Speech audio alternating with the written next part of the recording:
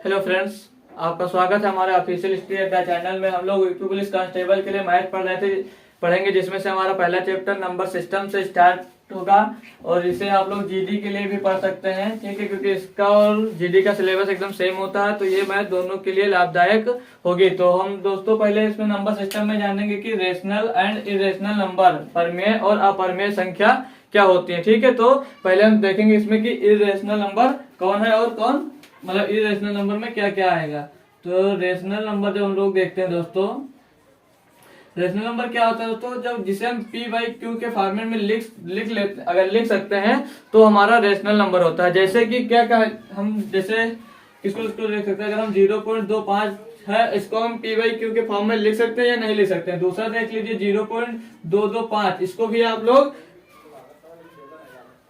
P by Q के format में लिख सकते हैं। ऐसे ही आप लोग अगर चाहे तो 0.33333 ऐसे ही करते जाइए, इसे भी आप लोग पी बाई क्यू के फॉर्म में लिख सकते हैं। और यहाँ पे 0.434343 इसे भी आप लोग पी बाई क्यू के फॉर्म में लिख सकते हैं। अगर इसे आप पी बाई क्यू के फॉर्म में लिखना चाहते हैं तो इसे कैसे लिख सकते हैं,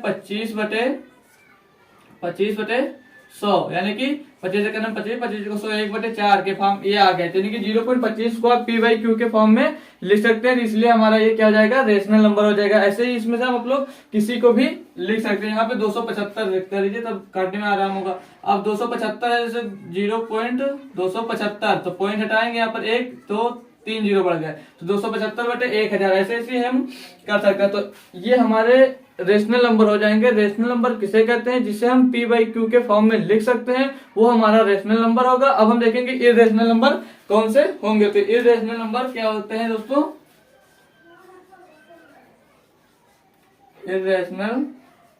इरेशनल क्या होगा दोस्तों, वो पी बाई क्यू के फॉर्म में नहीं लिखा जा सकता। ठीक है, पी बाई क्यू के फॉर्म में हम उसे नहीं लिख सकते। जैसे अब हम यहाँ पर क्या लिख दें, जैसे 0.1 2 3 4 5 6 7 8 9, अगर ऐसे लिखा तो आप लोग इसको पी बाई क्यू के फॉर्मेट में नहीं लिख सकते। क्यों नहीं लिख सकते, क्योंकि ये कहां तक जाएगा कोई पता नहीं है, इसलिए इसे हम पी बाई क्यू के फॉर्म में नहीं लिख सकते हैं। इसलिए इस नंबर को हम लोग इरेशनल नंबर कहते हैं। तो आई होप आप लोगों को रेशनल नंबर और इरेशनल नंबर समझ में आ गया होगा, क्या कि जो पी बाई क्यू के फॉर्मेट में लिखा जा सकता है वो हमारा रेशनल नंबर होगा, और जो पी बाई क्यू के फॉर्मेट में नहीं लिखा जा सकता वो हमारा इरेशनल नंबर होगा। तो आप लोग इसे नोट कर लीजिए। अगर हम यहाँ पर पूछ ले आपको कि एक क्वेश्चन, जैसे यहाँ पर अगर हम आपसे पूछ लें पाई क्या है, पाई हमारा क्या है, रेशनल नंबर है या इरेशनल नंबर है, तो आप लोग इसे क्या बताएंगे, पाई हमारा इरेशनल नंबर है। क्यों, क्योंकि पाई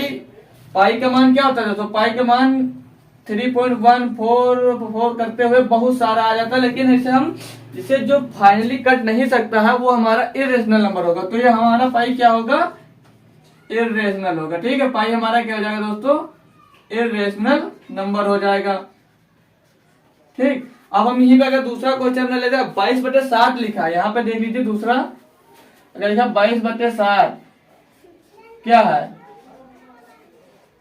रेशनल नंबर है या इरेशनल नंबर है। तो आप 22/7 को क्या बताएंगे, ये पी बाई क्यू के फॉर्मेट में लिखा है, इसलिए हमारे क्या हो जाएगा दोस्तों, ये रेशनल नंबर हो जाएगा। ठीक है, ये हमारा रेशनल नंबर हो जाएगा, क्योंकि ये 22/7 में लिखा है, यानी कि पी बाई क्यू के फॉर्म में लिखा हुआ है ये। ठीक है, तो ये हमारा रेशनल नंबर होगा। इसी में अगर 3.14 दिया होता, सिर्फ अगर पाई का मान 3.14 क्या है लिखा है, क्या है, रेशनल है या इरेशनल है, तो आप लोग यहाँ पर क्या बताएंगे, 3.14 सिर्फ लिखा है, जिसको आप लोग रेशनल कह सकते हैं। क्यों, क्योंकि इसे 3.14 को हटाकर यहाँ से 100 यानी 314/100 इसको लिख सकते हैं, इसलिए हमारा ये रेशनल नंबर होगा, क्योंकि इसे हम पी बाई क्यू के फॉर्मेट में लिख सकते हैं। तो यहाँ पर दोस्तों आपको समझ में आ गया होगा कि रेशनल नंबर और इरेशनल नंबर किसे कहते हैं। ये हमारे हाई स्कूल में भी शायद पढ़ा होगा आप लोगों ने। ठीक है, तो आप लोगों को इतना आई होप समझ में आ गया होगा। इस टॉपिक को नोट कर लीजिए, फिर इसके हम अगला टॉपिक आपको बताते हैं। तो हमारा दोस्तों अब अगला टॉपिक क्या है, इवन एंड ऑड नंबर्स, यानी कि सम और विषम संख्याएं कौन सी होती है, तो हम कैसे पता करेंगे। तो पहले इसमें देखेंगे हम दोस्तों कि इवन संख्याएं कौन सी होती है। इवन संख्याएं किसे कहते हैं, इवन यानी कि सम नंबर। ठीक है, इवन नंबर हम देखेंगे कि क्या होता है कि जो 2 से विभाजित, दो से विभाजित होने वाली, दो से विभाजित होने वाली सभी संख्याएं, सभी संख्याएं सम संख्या, सम संख्या होती है। ठीक है, सम संख्या होती है। जैसे जैसे में हमारी कौन कौन सी संख्या आ जाएगी, दो से विभाजित होने वाली कौन कौन सी संख्या है, तो दो से विभाजित होने वाली हमारी संख्या, पहली संख्या 2 है, 4 है, 6 है, 8 है, 10 है, 12 है, ऐसे डॉट डॉट डॉट डॉट जो हमारी दो से विभाजित हो जाने वाली जो भी संख्या है वो हमारी इवन संख्या है, यानी कि सम संख्या है। ठीक है, तो हमने यहाँ पर इवन सीख लिया, तो यहाँ पे सम संख्या हो गई। अब हम दोस्तों देखेंगे ऑड नंबर, यानी कि विषम संख्या है, ऑड विषम। ठीक है, और मतलब विषम संख्या, विषम संख्या वह होती है, लिख लेंगे ऐसे, या ऐसे लिख देंगे, वह संख्या,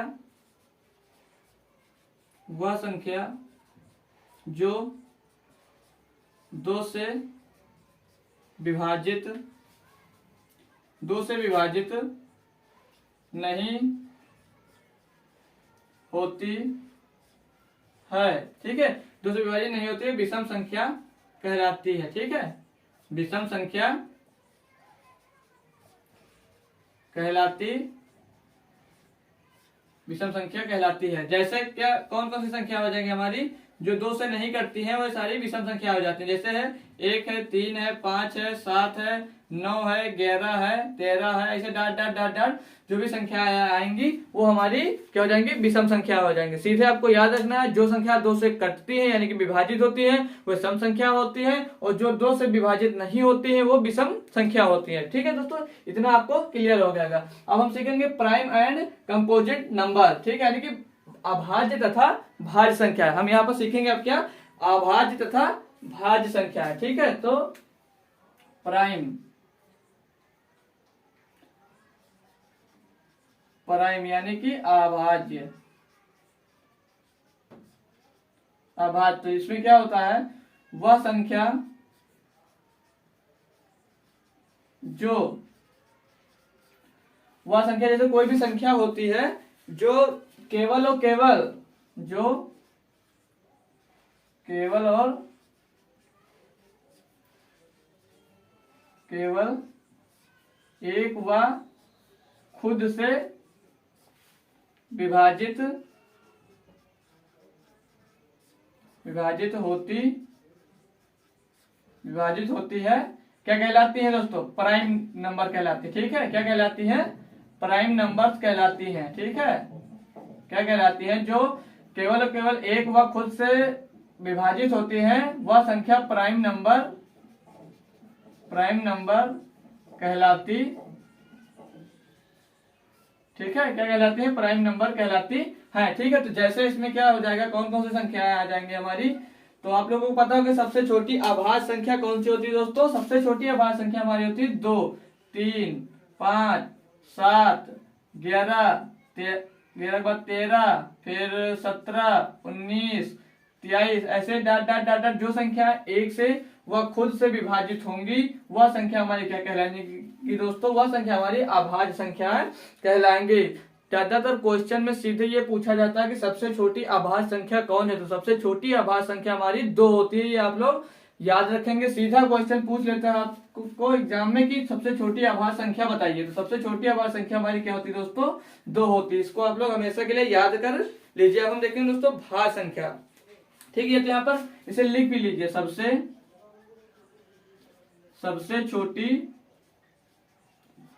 छोटी अभाज्य संख्या, सबसे छोटी अभाज्य संख्या 2 होती है। ये दोस्तों मोस्ट इंपॉर्टेंट है, क्योंकि ये हमेशा पूछा जाता है कि सबसे छोटी अभाज्य संख्या कौन सी होती है, तो सबसे छोटी अभाज्य संख्या 2 होती है। ठीक है, अब हम देखेंगे यहाँ पर दोस्तों भाज्य यानी कि कंपोजिट नंबर, भाज्य, तो भाज्य संख्या कौन सी होती है, जैसे इसमें वह संख्या जो केवल खुद से विभाजित होता है प्राइम नंबर कहलाता है। इसी तरह कंपोजिट में क्या होता है दोस्तों, वह संख्या जो 2 या 2 से अधिक दो या दो से अधिक अंकों से विभाजित होता है, या दो या दो से अधिक संख्याओं से, दो या दो से अधिक संख्याओं से विभाजित होता है, विभाजित होता है भाज्य संख्या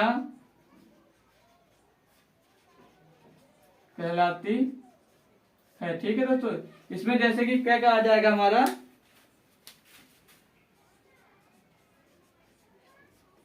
दो नहीं लेंगे दोस्तों, क्योंकि दो हमारी अभाज्य संख्या है। तो दो के बाद क्या हो जाएगा दोस्तों, 4 आ जाएगा, 8 आ जाएगा, 4 आ जाएगा, 6 आ जाएगा, 8 आ जाएगा। ऐसे ही हम लोग देख सकते हैं, 4 के बाद 6, 8, 9 हो सकता है, 10 हो सकता है, 12 है, 14 है, ऐसे डाट डाट कई संख्या हो सकती है। क्योंकि इसमें से कोई भी संख्या आप लोग देख सकते हैं वो दो या दो से अधिक संख्याओं से विभाजित होती है, इसलिए इन सभी जो नंबर हमने जैसे में लिखा हुआ है ये भाज्य संख्याएं होंगी दोस्तों। तो ये इतना आप लोग नोट कर लीजिए। फिर इसके बाद हम इसमें के कुछ इंपॉर्टेंट जो क्वेश्चन हमेशा एग्जाम में बनते हैं उसको भी यहाँ पर हम लिख देंगे, आप लोग उसको भी नोट कर सकते हैं। अगर नहीं नोट करना चाहते तो आपको पढ़ाने के बाद जो भी पढ़ाया था सेम उसका पीडीएफ आपको हम अपने टेलीग्राम चैनल पे अपलोड कर देंगे, आप वहां से उसको देखकर वहां से आप अपनी नोट्स बना सकते हैं। ठीक है दोस्तों, इतना आप लोग नोट कर सकते हैं।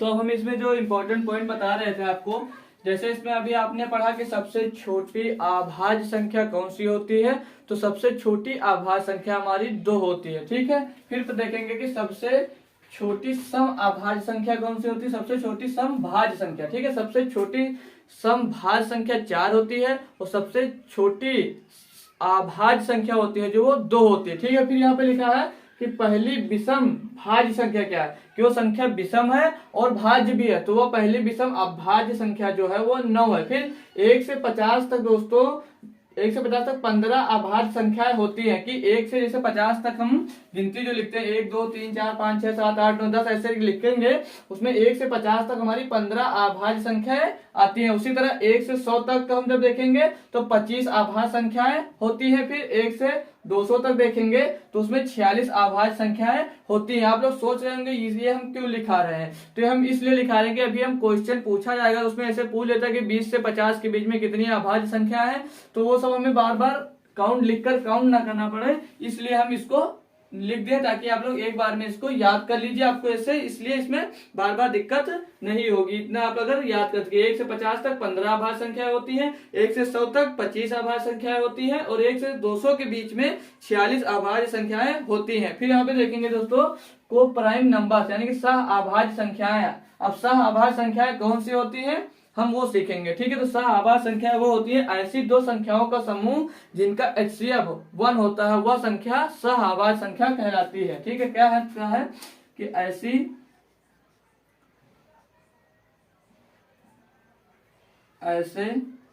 दो संख्याओं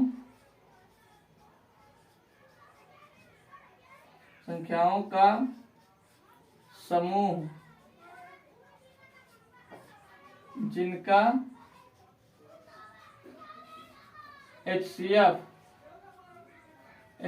HCF 1 होता है यानी कि मासा 1 होता है, वह सअभाज्य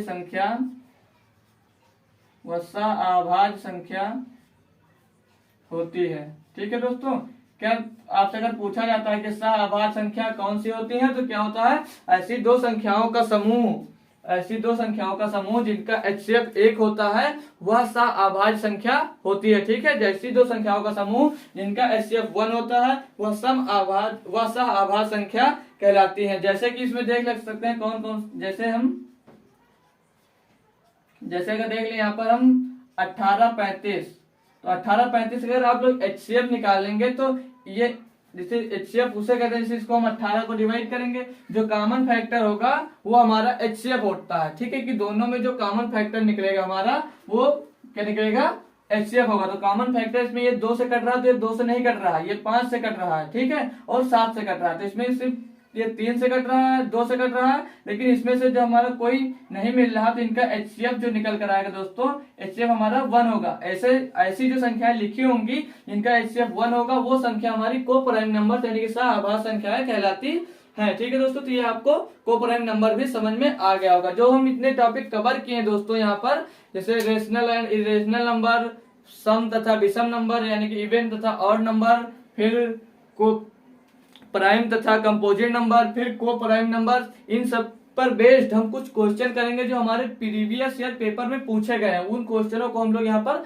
सॉल्व करेंगे। फिर आपको जो लगभग इसी टॉपिक से 10 क्वेश्चन हम आपको बना के देंगे जो हमारे उसमें PDF में इंक्लूड होगा। आप वहां से उन क्वेश्चन को सॉल्व कर देख सकते हैं कि इससे आप लोगों ने कितना सीखा दोस्तों। तो ये आप लोग नोट करिए, फिर हम आपको क्वेश्चन यहाँ पर लगवाना स्टार्ट करते हैं।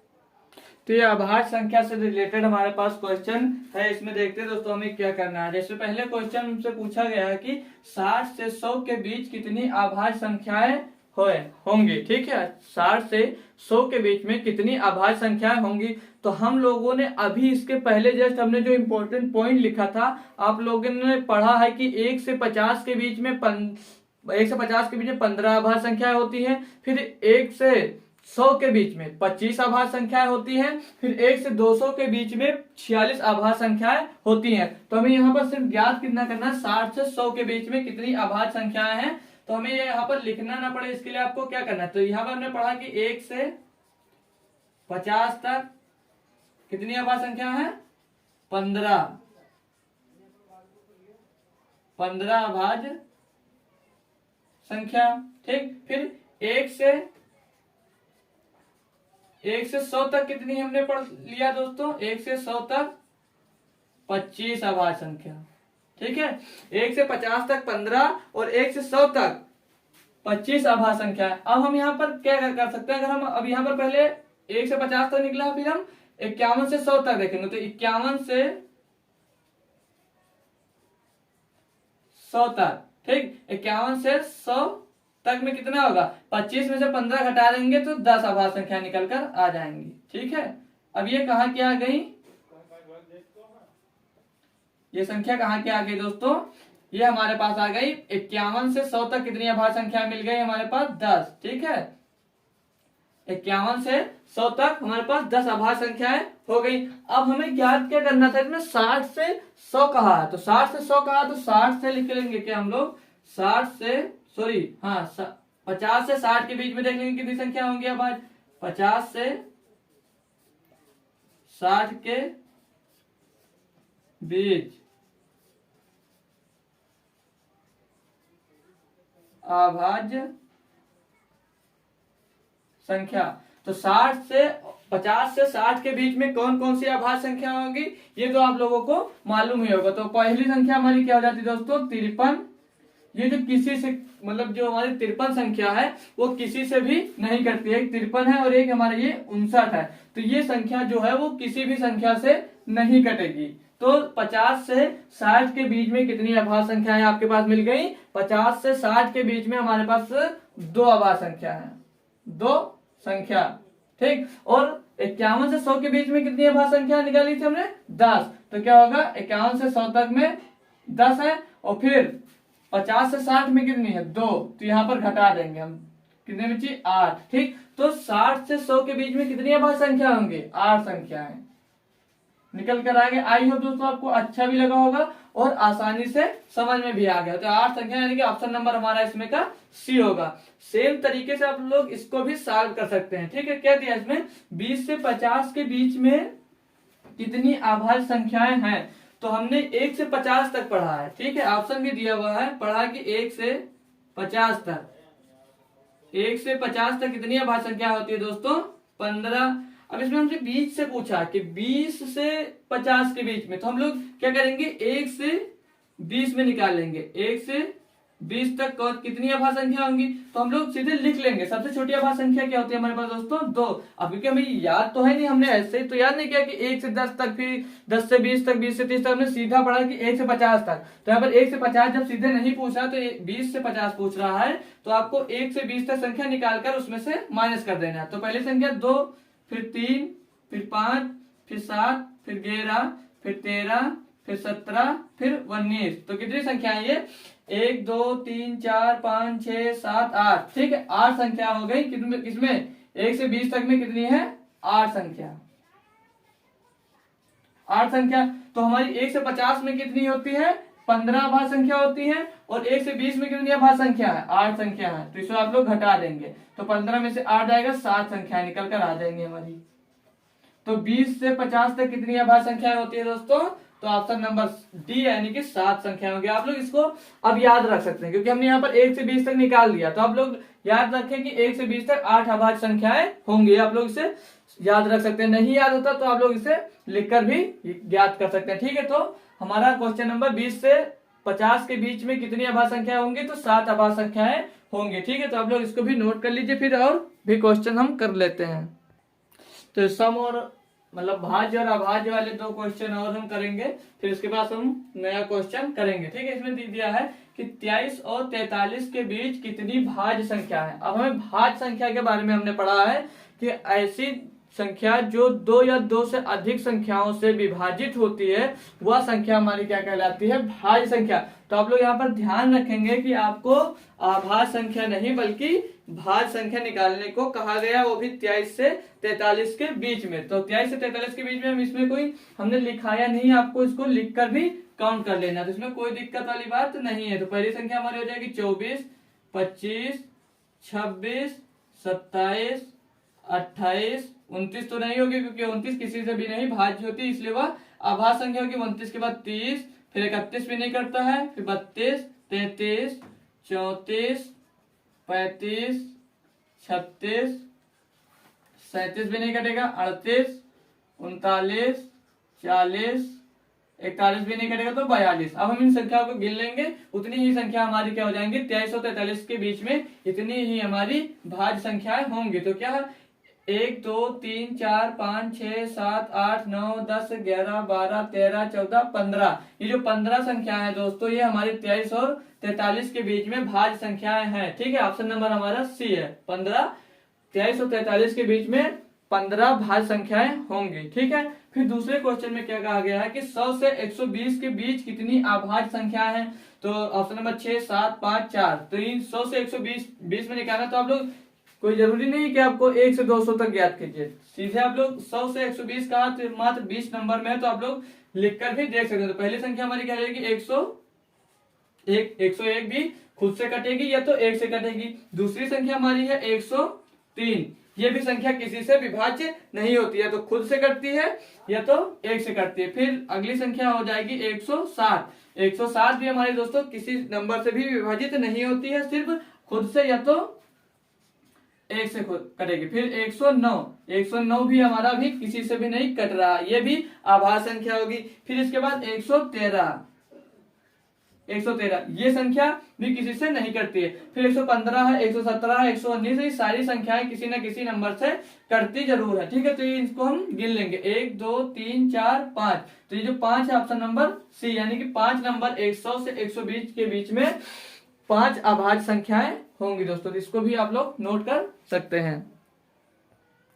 तो हम 3 क्वेश्चन और करेंगे दोस्तों। इसमें पहले में हमसे क्या कहा गया है कि ये दोस्तों इसकी थ्योरी पढ़ाना इंपॉर्टेंट नहीं था, क्योंकि इसको आप लोग क्वेश्चन से एक बार समझ जाएंगे तो कभी आपके माइंड से निकलेगा नहीं। इसमें कहा गया 2 3 5 6 9 8 7 में संख्या 5 के स्थानक मान और अंकित मान में अंतर ज्ञात कीजिए। तो हम आपको बता दें कि ये आप लोग क्लास 2 3 4 5 में ही पढ़ चुके हैं। ठीक है, तो वहां पर आपको स्थानीय मान निकालने में कोई दिक्कत नहीं होगी। तो संख्या हमारी क्या है दोस्तों? 2 3 5 6 9 8 7। इसमें 5 का हमारा स्थानीय मान पूछा गया। तो 5 का स्थानीय मान आपको मालूम होगा कि 5 पूरा लिखा जाता है, फिर उसके बाद जितने अंक होते हैं उतने आपको 0 से यहाँ पर उतार देना था। यहाँ पे 4 अंक थे, 4 0 उतार दे। फिर क्या कहा है?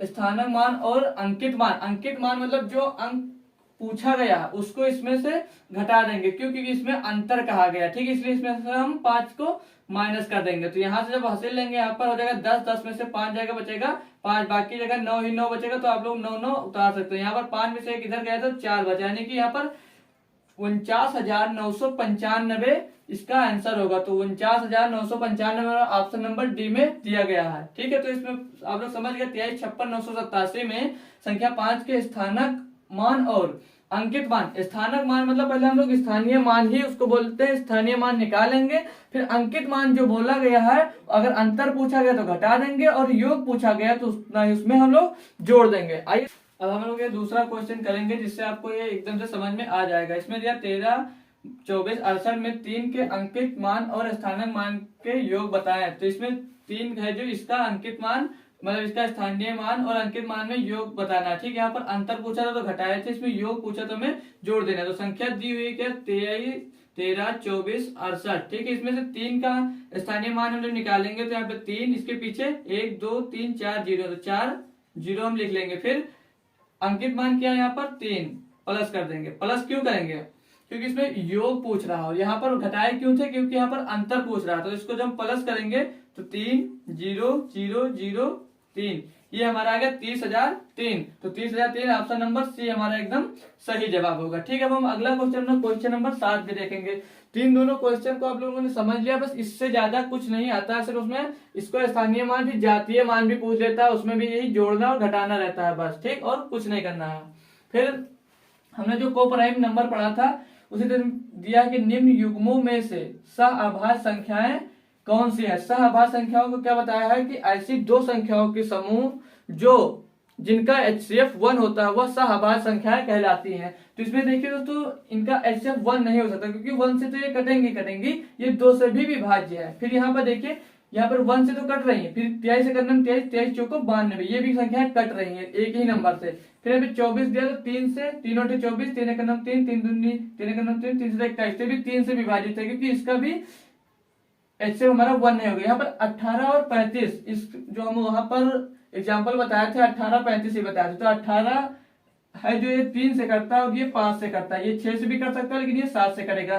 तो इन सभी में तो सेम नंबर से नहीं कर रहा है, इसलिए इन सभी का HCF जो होगा 18 और 35 का HCF दोस्तों जो निकल कर आएगा हमारे पास 18 और 35 का HCF 1 होगा। तो 1 जिसका HCF 1 होता है वह सहआभाज्य संख्या कहलाती है। तो इसलिए हमारा इसमें का ऑप्शन नंबर डी एकदम सही जवाब होगा। तो दोस्तों आई होप आप लोगों को हमारा क्लास जो हमने अभी तक सीखा है इतनी देर में जो कुछ आप लोगों को सारी बातें समझ में आ गई होंगी। हमने जो टॉपिक आपको बताए हैं उन टॉपिक्स के अगर आपको क्वेश्चन मिलते हैं तो आई होप आप लोग उसे सॉल्व कर लेंगे। हमने रेशनल नंबर पढ़ा, इरेशनल नंबर पढ़ा, फिर हमने इवन और ऑड नंबर्स पढ़े, फिर हमने प्राइम एंड कंपोजिट नंबर पढ़े, फिर को प्राइम नंबर पढ़े हमने। ठीक है, फिर इसमें से कुछ क्वेश्चन हमने सॉल्व किए। तो आई होप दोस्तों आपको हमारा लेक्चर और क्वेश्चन भी अच्छे से समझ में आ गया होगा। आप अगर यूपी पुलिस कांस्टेबल और या UPSI या GD की भी तैयारी कर रहे हैं तो आप लोग ये क्लास ले सकते हैं। ये क्लास आप लोगों के लिए लाभदायक होगी दोस्तों। तो आप अपने दोस्तों के पास भी हमारी क्लास को शेयर कर सकते हैं।